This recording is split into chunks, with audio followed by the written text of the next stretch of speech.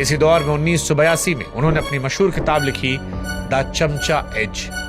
इसमें उन्होंने पूना पैक्ट के बाद उभरे उन दलित नेताओं को चमचा कहकर उनकी कड़ी आलोचना की जो बड़ी बड़ी पार्टियों के हाथों का पुतली बने थे और अपने समाज का सौदा कर रहे थे। उन्होंने इस किताब में 2 टूक लिखा कि चमचा वो नेता है जो शोषित समाज में पैदा तो होता है लेकिन वफादारी शोषकों के प्रति निभाता है। मान्यवर का साफ कहना था कि जब तक हमारा समाज अपने खुद के पैरों पर खड़ा होकर स्वतंत्र नेतृत्व नहीं चुनेगा तब तक ये चमचे हमें सिर्फ एक वोट बैंक बनाकर रखेंगे। इस किताब ने पूरे आंदोलन को एक नई वैचारिक दिशा दे दी और क्रांति का एक मजबूत आधार तय कर दिया। सालों के संघर्ष के बाद धीरे धीरे उनका आंदोलन रंग लाने लगा। बाम सिर्फ कर्मचारियों की बड़ी ताकत बन गया, लेकिन वो जानते थे कि सिर्फ दफ्तरों के लोगों से हुकूमत नहीं बदली जाती।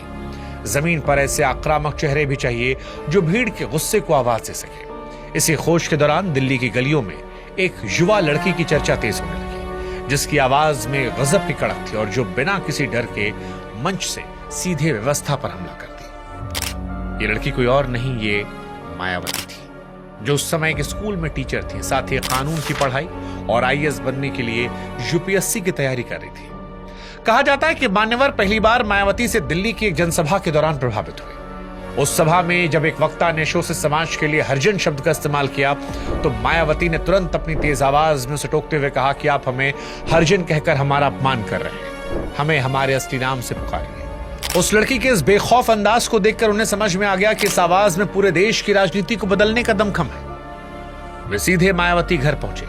परिवार बहुत साधारण था। उनके पिता अपनी बेटी को एक बड़ी प्रशासनिक कुर्सी पर देखना चाहते थे, इसलिए वे मान्यवर के आंदोलन के खिलाफ थे। लेकिन उन्होंने मायावती की आंखों में आंखें डालकर वो ऐतिहासिक बात कही जिसने इतिहास का रुख मोड़ा।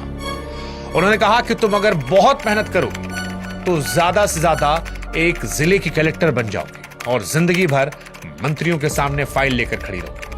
लेकिन अगर तुम मेरे साथ इस आंदोलन में जुड़ती हो तो मैं वादा करता हूं कि एक ऐसा दिन आएगा जब इस देश के बड़े बड़े आईएएस कलेक्टर तुम्हारे सामने हाथ जोड़कर खड़े रहे। ये विजन इतना जादुई था कि मायावती जी ने सिविल सर्विसेज का सपना छोड़ा और इस महा आंदोलन की एक कद्दावर सिपाही बन गई। और फिर 85 बनाम 15 का वो गणित काशीराम ने।